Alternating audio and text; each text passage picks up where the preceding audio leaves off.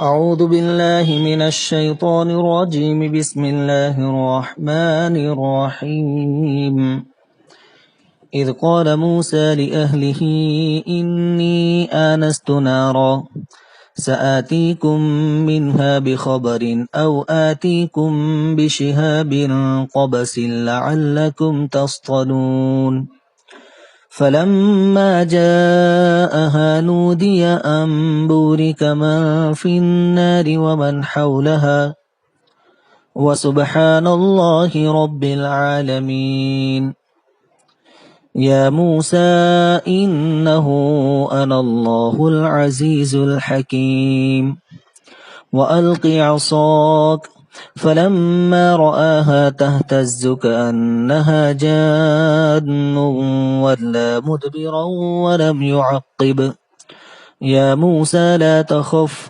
إني لا يخاف لدي المرسلون إلا من ظلم ثم بدل حسنا بعد سوء فإني غفور رحيم وأدخل يدك في جيبك تخرج بيضاء من غير سوء في 9 آيات إلى فرعون وقومه إنهم كانوا قوما فاسقين فلما جاءتهم آياتنا مبصرة قالوا هذا سحر مبين وجحدوا بها واستيقنتها أنفسهم ظلما وعلوا فانظر كيف كان عاقبة المفسدين صدق اللہ العظیم۔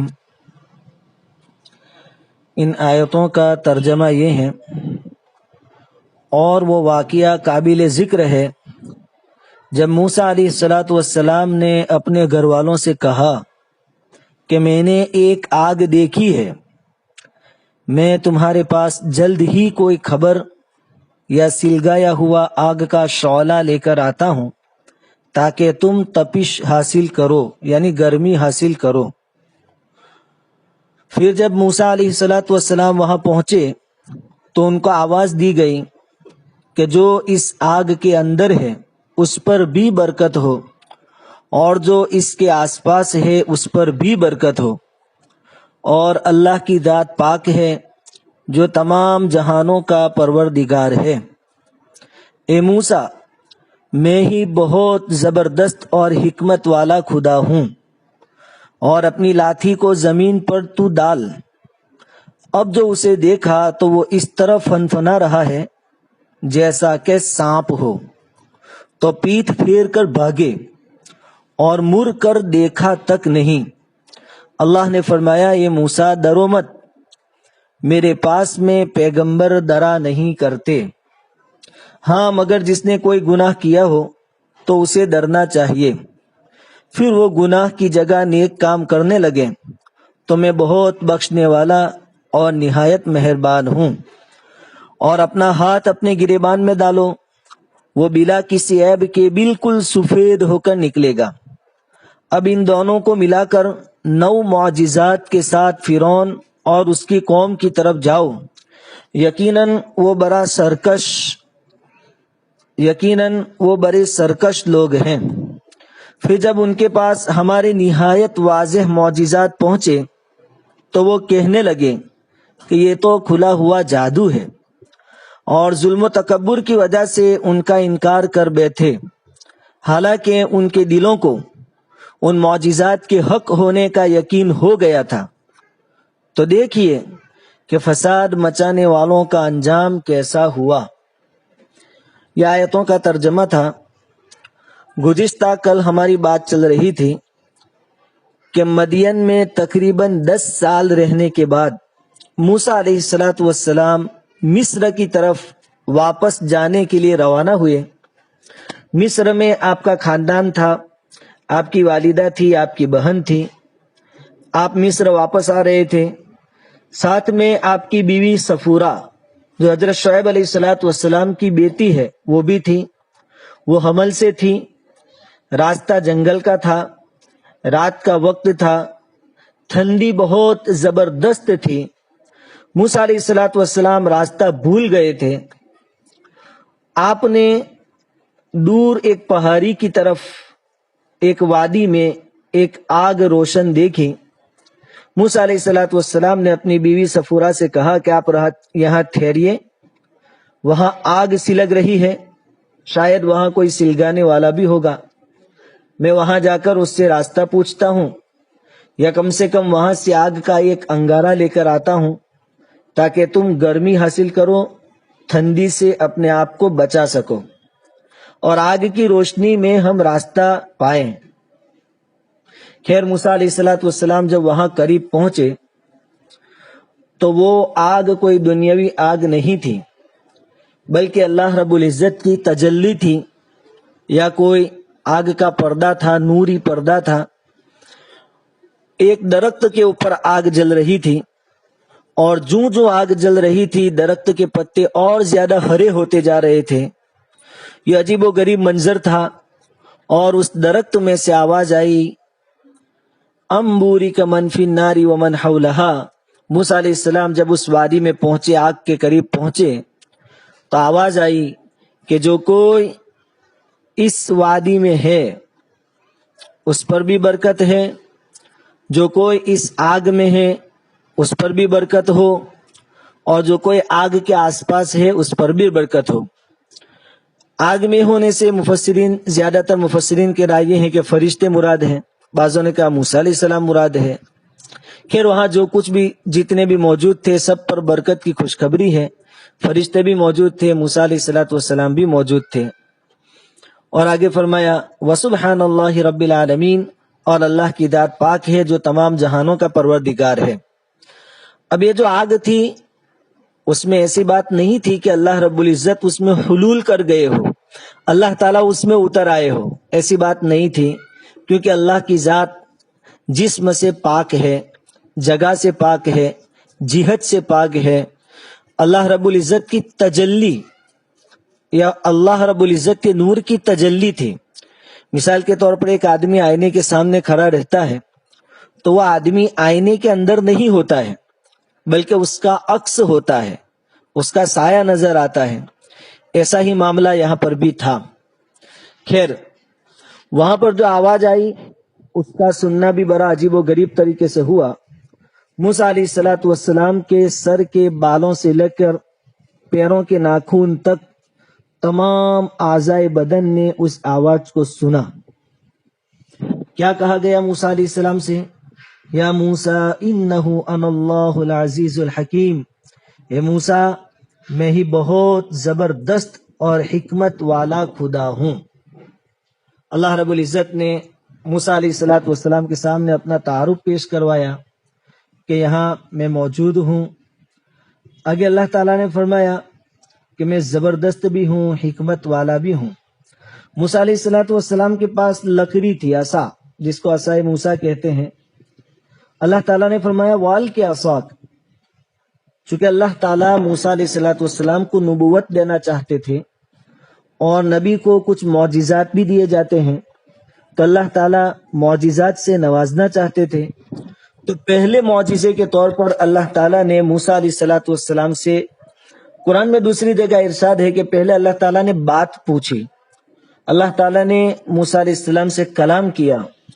وما تلک بیمینک یا موسیٰ، سورہ طٰہٰ میں ہے، موسیٰ یہ تمہارے ہاتھ میں کیا ہے؟ حالانکہ اللہ تعالیٰ تو غیب کی باتوں کو بھی جاننے والے ہیں، ظاہری اور پوشیدہ ہر طرح کی باتوں کو جاننے والے ہیں. تو پھر بھی اللہ تعالیٰ نے پوچھا. موسیٰ علیہ الصلوۃ والسلام نے موقع کو غنیمت سمجھا کہ اللہ تعالیٰ سے بات کرنے کا موقع مل گیا، تو جان بوجھ کر بات کو لمبایا. کہا ہی عصا، یہ میری لکڑی ہے. صرف اللہ تعالیٰ نے تو یہی پوچھا تھا کہ کیا ہے، اس کا جواب عصا کافی تھا. لیکن موسیٰ علیہ الصلوۃ والسلام نے موقع کو غنیمت سمجھا اور پھر ایک لمبی چوڑی تقریر کر دی. اتوکأ علیہا، یہ لکڑی پر میں تیک لگاتا ہوں. واحش بہا علی غنمی، اور بکریوں کے لیے پالا وغیرہ جھاڑنے کی ضرورت پیش آتی ہے تو اس لکڑی سے کام لیتا ہوں. ولی فیہا منافع اخری، اور اس لکڑی میں میرے لیے بہت سارے فائدے ہیں. موسیٰ علیہ السلام نے لمبا کلام کیا تلذذ کے لیے، لذت حاصل کرنے کے لیے کہ خدائے پاک سے ہم کلامی کا صرف نصیب ہو رہا تھا. اللہ رب العزت تو سب کچھ جانتے ہیں. اللہ تعالیٰ نے موسیٰ علیہ السلام سے حکم فرمایا وال کی عصاک، موسیٰ اپنے ہاتھ میں جو لکڑی ہے، جو عصا ہے، اس کو زمین پر پھینک دو. چنانچہ موسیٰ علیہ السلام نے لکڑی کو پھینک دیا، عصا کو پھینک دیا. فلما رآہا تہتز کانہا جان، اب جو اسے دیکھا تو وہ اس طرح فن فنا رہا ہے جیسے کہ سانپ. جیسے سانپ فن فناتا ہے، وہ عصا، وہ لکڑی بھی فن فنانے لگی. موسیٰ علیہ السلام اس کو دیکھ کر پیٹھ پھیر کر ایسے بھاگے. ولم یعقب، کہ موسیٰ علیہ السلام نے واپس مڑ کر بھی نہیں دیکھا کہ یہ کیا ہے اور کیا ہو رہا ہے. اس سے ایک بات معلوم ہوئی کہ موسیٰ علیہ السلام اگرچہ جلیل القدر نبی ہیں، لیکن ہے انسان، اور انسانوں کے اندر فطری خوف ہوتا ہے. انسانوں کی طبیعت میں فطرتاً خوف ہوتا ہے. موسیٰ علیہ السلام کا اپنی لاٹھی کو سانپ کی طرف فنفناتے ہوئے دیکھ کر بھاگنا یہ کوئی نبوت کے خلاف نہیں ہے، بلکہ انسانی فطرت کے اعتبار سے ہے کہ انسان بعض چیزوں سے جب پہلی مرتبہ دیکھتا ہے تو ڈر جاتا ہے. موسیٰ علیہ السلام بھی بھاگے. اللہ رب العزت نے فرمایا یا موسیٰ لا تخف، اے موسیٰ ڈرو مت، ڈرنے کی بات نہیں ہے. انی لا یخاف لدی المرسلون، میں اللہ ہوں اور میرے پاس رسول ڈرا نہیں کرتے. یہ تو امن کی جگہ ہے، یہ تو حفاظت کا ٹھکانہ ہے. میرے پاس آ کر انبیاء اور رسول ڈرا نہیں کرتے. خیر موسیٰ علیہ السلام کو اطمینان ہوا. اللہ تعالیٰ نے فرمایا کہ ڈرنے کی کوئی بات نہیں ہے. لیکن آگے اللہ تعالیٰ فرماتے ہیں الا من ظلم، ہاں ڈرنا ان کو چاہیے جنہوں نے ظلم کیا، یعنی گناہ کیے، اللہ رب العزت کی نافرمانی کی، ان کو ڈرنا چاہیے. نبیوں کو اور رسولوں کو ڈرنے کی کوئی بات نہیں ہے، لیکن جو نافرمان ہیں، اللہ اور شریعت کے احکام کو نہیں مانتے ہیں، ان کے لیے ڈرنے کی بات ہے. الا من ظلم، ہاں جس نے ظلم کیا ہو، گناہ کیے ہو، وہ ڈرے. اس میں بھی اللہ رب العزت کی رحمانیت دیکھیے. اللہ رب العزت کتنے زیادہ معاف کرنے والے ہیں، کتنے بڑے رحمان اور رحیم ہیں، وہ دیکھیے. آگے اللہ تعالیٰ نے فرمایا ثم بدل حسنا بعد سوء فإنی غفور رحیم. ہاں کسی نے کوئی ظلم کر لیا، یعنی کوئی گناہ ہو گیا، پھر اس نے اس کے بدلے میں توبہ کر لی، نیکی کر لی. ثم بدل حسنا، گناہ کی جگہ پھر اچھا کام کر لیا، نیکی کر لی. فإنی غفور رحیم، تو بے شک میں بڑا بخشنے والا، بہت زیادہ رحم کرنے والا ہوں. یعنی اللہ رب العزت اپنے بندوں کو فرما رہے ہیں کہ بشری تقاضے سے کوئی گناہ ہو جاوے، کوئی نافرمانی ہو جاوے، تو فوراً اس کے عوض، اس کے بدلے میں توبہ کر لو اور اچھے اعمال کر لو. قرآن کہتا ہے ان الحسنات یذہبن السیئات، کہ نیکیاں برائیوں کو مٹا دیتی ہیں. اور حدیث میں بھی ہے جس کا خلاصہ اور مفہوم یہ ہے کہ حضور صلی اللہ علیہ وسلم کا ارشاد ہے کہ جب تم سے کچھ گناہ ہو جاوے تو نیکیاں بھی کر لیا کرو. پوشیدہ گناہ ہو تو پوشیدہ نیکیاں کرو، اور علل اعلان گناہ ہو جاوے تو علل اعلان نیکیاں کر لو. یہ نیکیاں گناہوں کو مٹا دیتی ہے. خیر اللہ تعالیٰ نے فرمایا کہ نبیوں اور رسولوں کو میرے پاس ڈرنے کی کوئی ضرورت نہیں ہے. ہاں جس نے گناہ کیے ہو اور توبہ نہ کی ہو اور اسی حال میں مر جائے، پھر جب میرے سامنے پیشی ہو اس وقت ان کے لیے ڈرنے کی بات ہے. لیکن اگر کسی سے گناہ ہو گیا، اس کے بعد اس نے توبہ بھی کر لی، نیک اعمال بھی کر لیے، تو پھر میں بڑا بخشنے والا، رحم کرنے والا ہوں. اللہ رب العزت کا معاملہ بہت انوکھا ہے.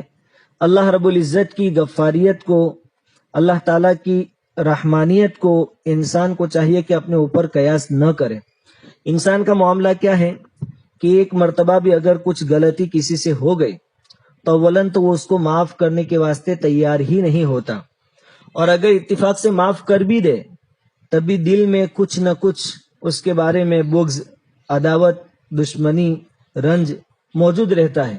اللہ رب العزت کے وہاں یہ معاملہ نہیں ہے، اور اللہ رب العزت نہیں چاہتا ہی ہے کہ اپنے بندوں کو عذاب دے.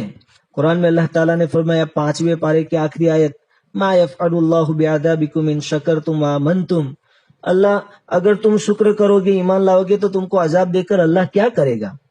وکان اللہ شاکرا علیما، اللہ تعالیٰ تو بڑا قدردان ہے، جاننے والا ہے۔ تو اللہ تعالیٰ بندوں کی گھات اور ٹاک میں نہیں رہتے اس طور پر کہ کچھ بھی فالٹ میں آ جاوے، گناہ ہو جاوے، پھر اس کو سیدھا میں جہنم میں پہنچا دو، ایسی بات نہیں ہے۔ اللہ رب العزت کے وہاں تو 100 سال تک کوئی آدمی گناہ کرتا رہے، اس کے بعد بھی اگر اس نے توبہ کر لی، ندامت اور شرمندگی کے 2 آنسو بہا لیے، تو اللہ تعالیٰ پوری زندگی کے گناہ معاف فرما دیتے ہیں۔ اللہ تعالیٰ چشم پوشی سے کام لیتے ہیں، پردہ پوشی سے کام لیتے ہیں۔ اللہ رب العزت کا کام ایسا نہیں ہے کہ کسی غلطیوں کی تاک میں بیٹھے رہیں اور جیسے ہی کوئی چوک ہو جائے لوگوں میں اس کو بدنام کرے، لوگوں میں اس کی چوک کو عام کرے۔ یہ اللہ رب العزت کی عادت مبارکہ نہیں ہے۔ اللہ رب العزت نے فرمایا کہ ظلم ہو گیا، گناہ ہو گیا، اس کے بعد کسی نے توبہ کر لی، معافی مانگ لی اور گناہ کے بدلے میں نیکی کر لی، تو اللہ تعالیٰ گناہوں کو معاف کرنے والے ہیں اور بڑے مہربان ہیں۔ خیر، تو ایک معجزہ موسیٰ علیہ السلام کو یہ دیا گیا کہ آپ اپنی جب بھی لاٹھی کو نیچے زمین پر ڈالتے تھے وہ ایک بڑا اژدہا بن جاتی تھی، بڑا سانپ بن جاتی تھی۔ اور دوسرا معجزہ وَأَدْخِلْ يَدَكَ فِي جَيْبِكَ تَخْرُجْ بَيْضَاءَ مِنْ غَيْرِ سُوءٍ، اور اے موسیٰ اپنا ہاتھ اپنے گریبان میں ڈالو، اپنی بغل میں ڈالو، وہ بلا کسی عیب کے بالکل سفید ہو کر نکلے گا۔ یہ ایک اور معجزہ ہے کہ موسیٰ علیہ السلام جب اللہ کا نام لے کر اپنا ہاتھ بغل میں ڈالتے تھے، گریبان میں ڈالتے تھے، تو ایک دم روشن سفید چمکدار ہو کر نکلتا تھا۔ من غیر سوء، کسی بیماری کی وجہ سے نہیں کہ نعوذ باللہ کوڑ کی بیماری ہے، برس کی بیماری ہے جس کی وجہ سے ایسا ہے، ایسی بات نہیں ہے۔ یہ اللہ رب العزت کی طرف سے موسیٰ علیہ السلام کو دیا گیا ایک معجزہ تھا۔ تو ایک اور معجزہ اللہ تعالیٰ نے عطا فرمایا، فی 9 آیات الی فرعون و قومہ، اللہ تعالیٰ فرماتے ہیں کہ ان دونوں کو ملا کر 9 معجزات کے ساتھ فرعون اور اس کی قوم کی طرف جاؤ۔ انہم کانوا قوما فاسقین، یقیناً وہ بڑے سرکش لوگ ہیں۔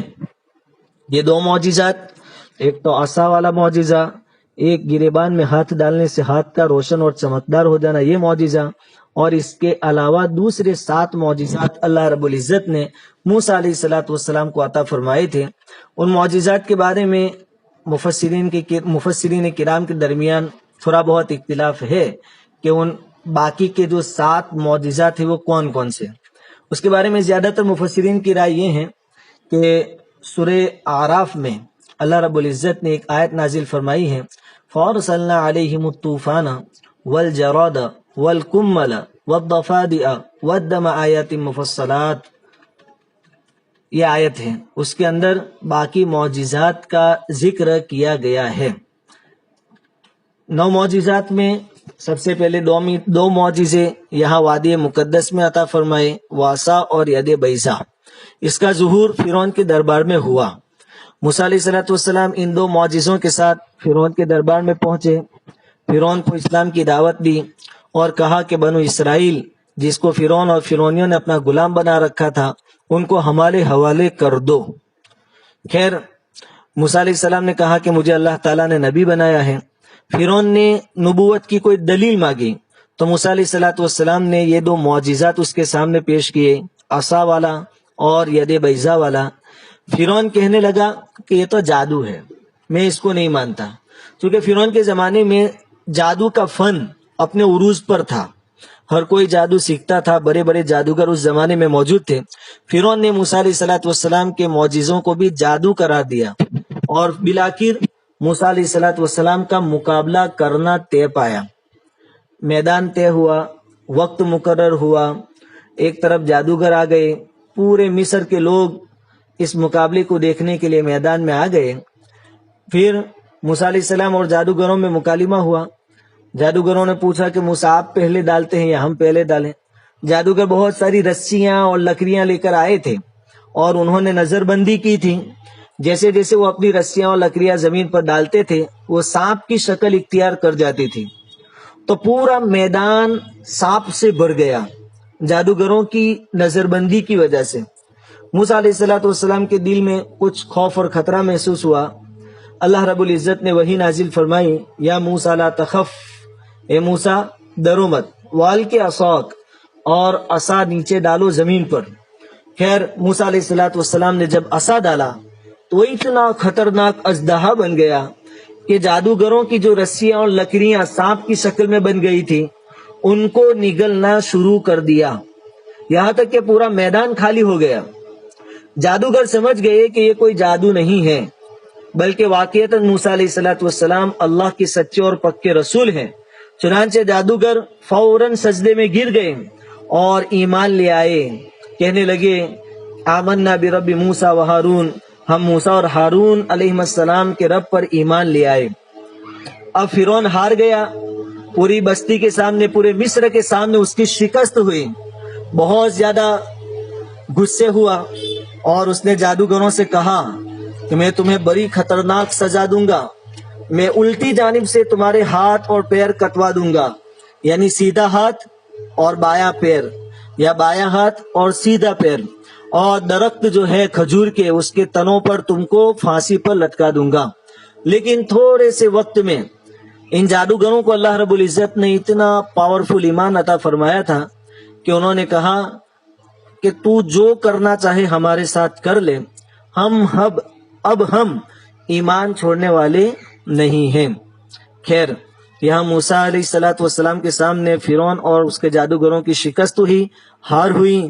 دو معجزے موسیٰ علیہ السلام نے ان کو دکھا دیے۔ پھر فرعون اور زیادہ غضبناک ہوا اور اس نے پھر حکم جاری کیا کہ یہاں پر جتنے بنی اسرائیل ہیں، یعنی موسیٰ علیہ السلام کی قوم کے جتنے لوگ ہیں، ان کے مردوں کو قتل کر دیا جائے اور ان کی عورتوں کو چھوڑ دیا جائے، تاکہ ان کی عورتوں سے آگے چل کے ہم غلامی کروائیں گے، خدمتیں لیں گے۔ تو موسیٰ علیہ السلام کی قوم موسیٰ علیہ السلام سے کہنے لگی کہ یا موسیٰ اودینا من قبل ان تأتینا ومن بعد ما جئتنا، اے موسیٰ تمہارے آنے سے پہلے بھی ہم تو پریشان تھے اور تمہارے آنے کے بعد بھی ہم تو پریشان ہوئے، آپ کے آنے سے ہمیں کوئی فائدہ نہیں ہوا۔ موسیٰ علیہ السلام نے فرمایا عسیٰ ربکم ان یہلک عدوکم ویستخلفکم فی الارض فینظر کیف تعملون، قریب ہے کہ تمہارا رب تمہارے دشمن کو ہلاک کر دے گا اور تم کو زمین میں نائب اور خلیفہ بنائے گا، پھر دیکھے گا کہ تم کیسے اعمال کرتے ہو۔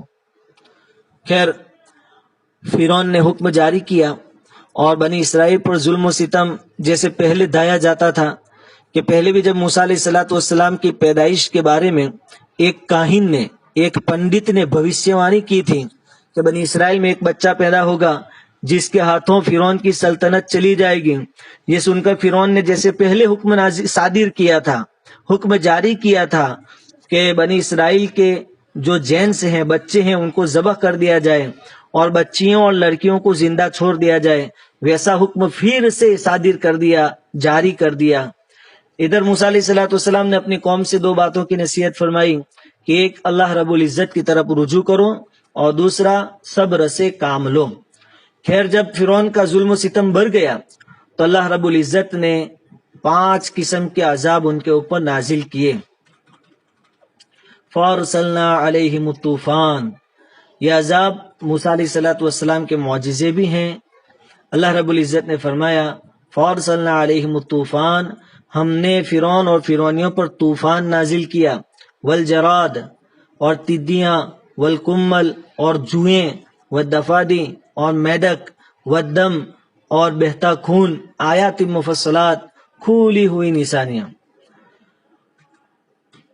ان نشانیوں کے بارے میں امام بغوی رحمۃ اللہ علیہ نے حضرت عبداللہ بن عباس رضی اللہ تعالیٰ عنہما سے نقل کیا ہے کہ پہلی مرتبہ جب قوم فرعون پر قحط سالی کا عذاب مسلط ہوا تو وہ موسیٰ علیہ السلام کے پاس آئے اور موسیٰ علیہ السلام سے بہت منت و سماجت کی اور کہا کہ آپ اپنے رب سے دعا کرو کہ اللہ تعالیٰ قحط سالی کو دور کر دے۔ اگر اللہ تعالیٰ نے قحط سالی دور کر دی تو ہم سب مسلمان ہو جائیں گے اور آپ کی جو قوم ہے بنو اسرائیل اس کو ہم غلامی سے نجات دے دیں گے اور آپ کے حوالے کر دیں گے۔ چنانچہ موسیٰ علیہ السلام نے اللہ رب العزت سے التجا کی، دعا کی کہ الہ یہ عذاب ہم سے دور فرما دے۔ اللہ رب العزت نے موسیٰ علیہ السلام کی دعا کی برکت سے یہ جو طوفان آیا تھا وہ دور کر دیا۔ یہ جو طوفان تھا وہ پانی کا طوفان تھا۔ اتنا پانی آیا تھا کہ قوم فرعون کے سب گھروں میں اور زمینوں میں پانی ہی پانی تھا، کہیں بیٹھنے لیٹنے کی جگہ بھی باقی نہیں بچی تھی۔ زمین میں جو کچھ اگایا تھا وہ بھی ختم ہو گیا۔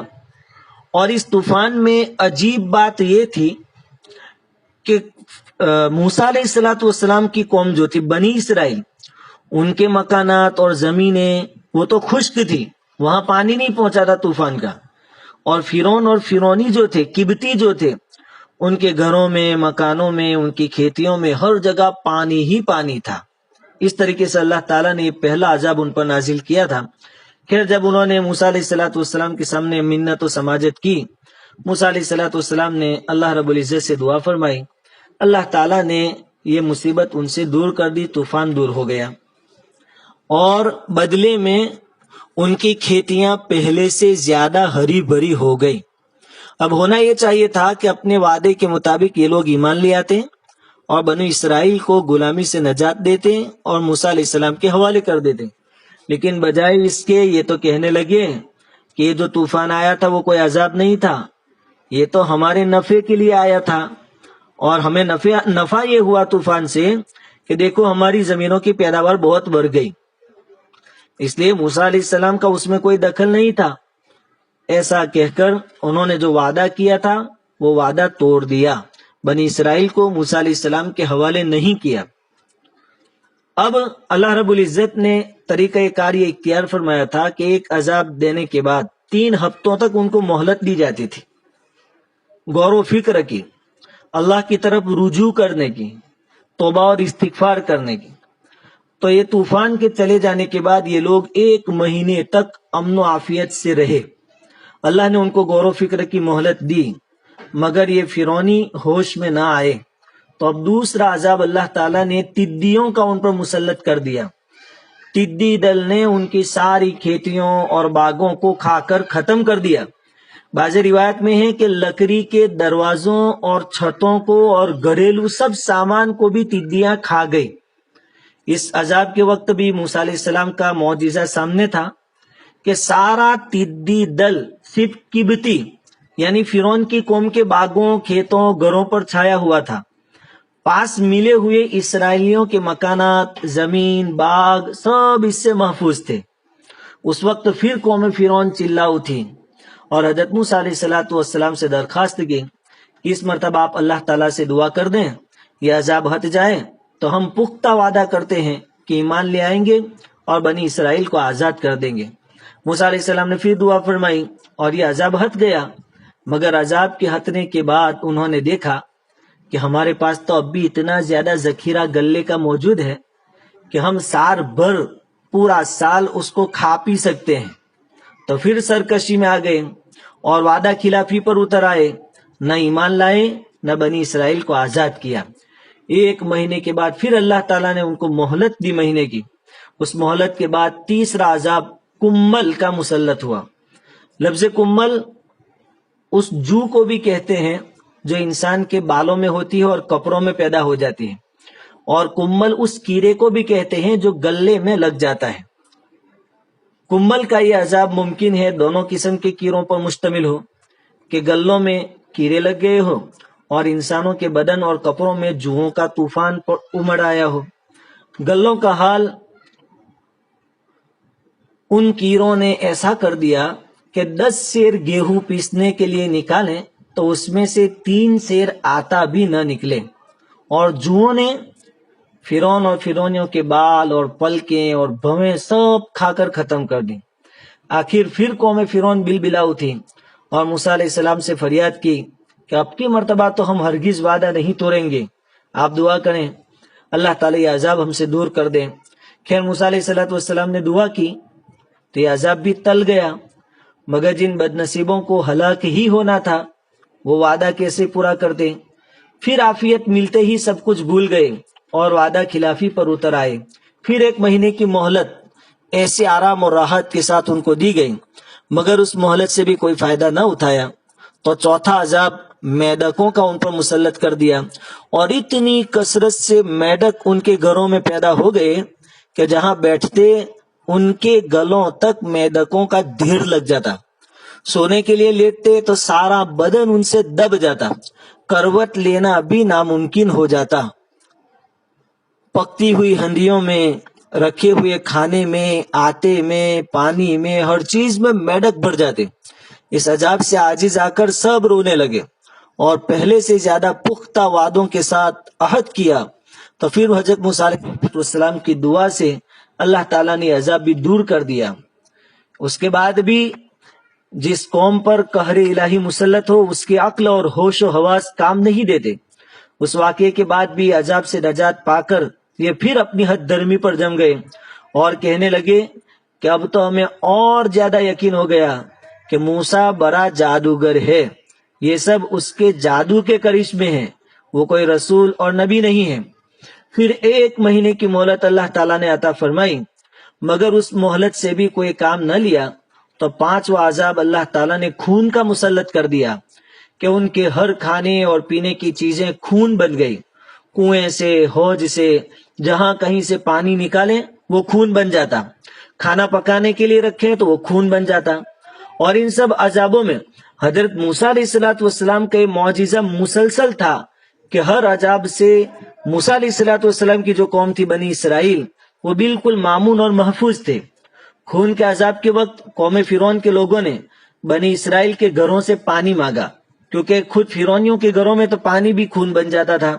इन्होंने बनी इसराइल के घरों से पानी मांगा। जब वो पानी उनके हाथ में गया तो उनके हाथ में जाने के बाद वो पानी खून बन गया।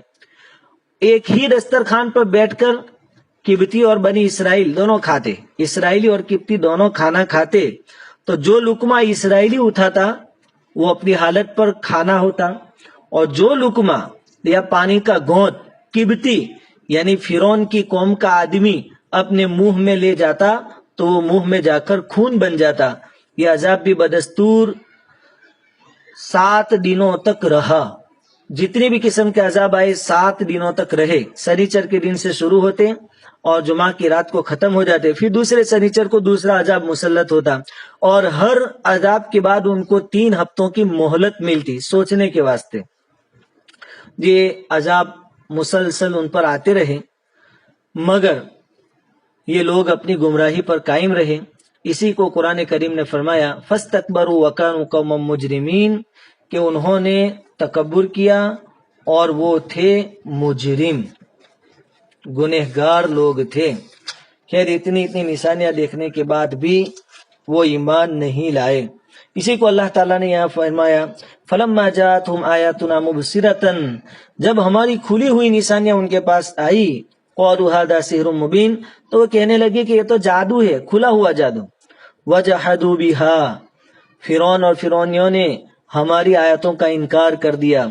वस्तयक़नतहा अनफुसुहुम जुल्मन व उलुवा, हालांकि उनके दिल हमारे मौजिज़ात को मान चुके थे। दिल में तो उनको यकीन हो ही गया था ये कोई जादू नहीं है, ये मूसा अलैहिस्सलाम के मौजिज़ात है और अल्लाह की तरफ से आए हुए अजाबात हैं। लेकिन हठधर्मी की वजह से, जिद की वजह से हक बात को कबूल नहीं किया। आखिरकार अल्लाह ताला ने उनको एक और अजाब ये दिया कि पूरी कौम मूसा अलैहिस्सलाम का पीछा करते हुए अपने मकानात से, अपने मोहल्लों से निकली और बहरे कुलजुम में आधे समंदर में ले जाकर, समंदर के बीच में ले जाकर अल्लाह ताला ने तमाम को गर्क कर दिया, हलाक कर दिया। खुलासा कलाम ये कि अल्लाह ताला ने फिरौन और फिरौनियों के पास, फिरौन और उसकी कौम के पास मूसा अलैहिस्सलाम के जरिया बहुत सारे मौजिज़ात और निशानियां भेजी थी। उन लोगों ने उन मौजिज़ात और निशानियों को झुठलाया, इनकार कर दिया और मूसा अलैहिस्सलाम पर ईमान नहीं लाए, अल्लाह पर ईमान नहीं लाए। आखिरकार अल्लाह ताला ने तमाम को हलाक कर दिया। बस इसी से नबी करीम सल्लल्लाहु अलैहि वसल्लम को तसल्ली देना मकसूद है कि ये मुशरिकीन मक्का आपकी जो मौजिज़ात है उसको देखते हैं, दिल से तो मानते हैं, लेकिन जिद और हठधर्मी की वजह से ईमान नहीं लाते हैं, इनकार करते हैं, कुरान को झुटलाते हैं, आपको झुटलाते हैं, अल्लाह को झुटलाते हैं। आप उनके झुटलाने की वजह से मायूस होकर बैठ न जाएं, आप अपना मिशन जारी और सारी रखें। उनका अंजाम भी ऐसा ही होगा जैसा कि बनी इसराइल का हुआ। और ये कुरान चूंकि कयामत तक के लिए हैं, اس لیے پوری تمام انسانیت کے لیے جو قیامت تک آئے گی، اس میں سبق ہے کہ جو کوئی اللہ کی آیتوں کا انکار کرے گا، اللہ کے نبیوں کی باتوں کا انکار کرے گا، وہ آخر کار اللہ رب العزت کی طرف سے ہلاک کر دیا جائے گا۔ اس لیے ایمان والوں کو چاہیے کہ قرآن کے احکام کو جانیں، سمجھیں اور اس پر عمل کرنے کی کوشش کریں۔ اللہ رب العزت کہی سنی باتوں پر عمل کی توفیق عطا فرمائے۔ وآخر دعوانا ان الحمد للہ رب العالمین۔